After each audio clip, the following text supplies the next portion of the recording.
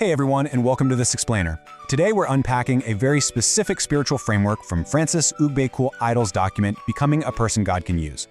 Now we aren't here to tell you what to believe. Instead, we're acting as your impartial guide. We're going to visually map out the exact step-by-step mechanics the author uses to move a reader all the way from internal discovery to outward action. Let's look at how this whole thing is built. Okay, let's dive into this. The author builds this transformational roadmap across 4 core areas. 1, the foundation. 2, clearing the path. 3, the daily disciplines. And 4, outward action. Simple, right? Let's get to it. Starting right off with part 1, the foundation. So the text treats this whole journey as a very strict, linear progression. Before you can even think about building habits or taking outward action, you've got to answer a major foundational question. What is purpose? And, the author doesn't treat this like some vague philosophical guessing game. Nope, it's framed as a highly specific personal calling. They actually call this your one thing.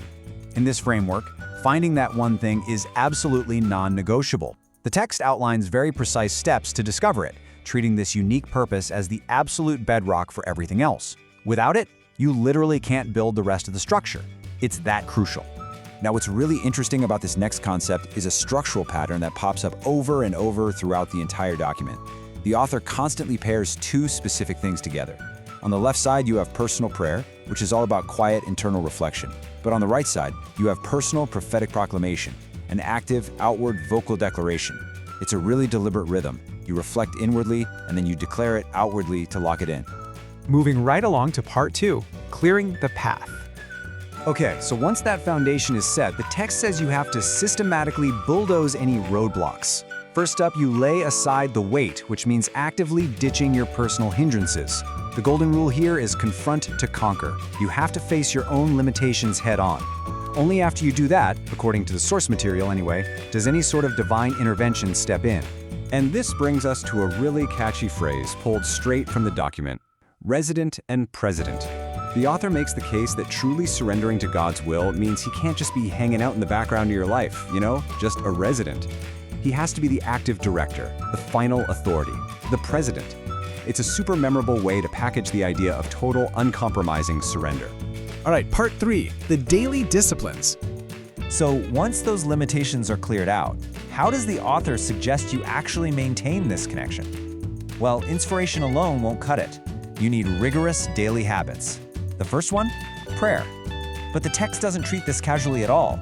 It lays out strict mechanics and emphasizes that you absolutely must persevere in prayer. It's described as a continuous heavy lift, definitely not just a backup plan for when things get tough. Right alongside prayer is the mandate to live by the living word. The author breaks this down into different dimensions of the word and insists it has to be your absolute top priority. You can kind of think of it like a daily dietary requirement for your mind and spirit.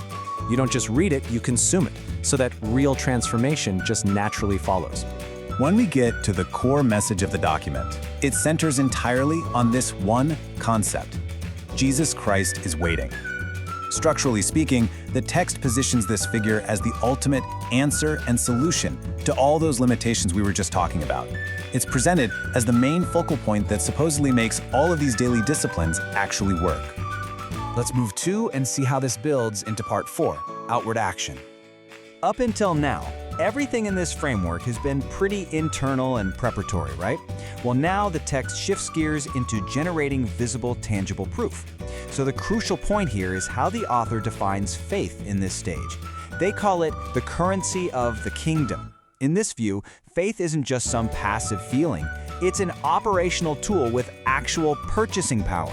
You're told to turn on the faith switch and spend this currency to produce visible proof that the whole framework is doing its job. To get that proof, the text digs into the operating mechanics of the Holy Spirit. It assumes the reader's already anointed and explains how the Spirit actively educates them. But education isn't the finish line here. The final directive is incredibly simple and entirely action-oriented. Do what he says to you. That's it. It all boils down to taking outward action based on that internal education. And this brilliantly illustrates the strict architecture of the entire document. You literally cannot just skip ahead to outward spiritual action. No way. The author insists on 3 very specific, non-negotiable prerequisites. First, the foundation of purpose has to be built. Second, the path of limitations must be cleared. And third, those daily disciplines, they have to be totally locked in. So, we've mapped out this whole progression together, going all the way from discovering your one thing to spending the currency of the kingdom.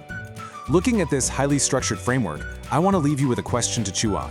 Which of these foundational steps is the missing link in your own journey? Are you still hunting for your one thing? Or maybe you're struggling to step back and let a higher power be the president instead of just a resident? Take a second to think about how this structural approach might apply to your own goals.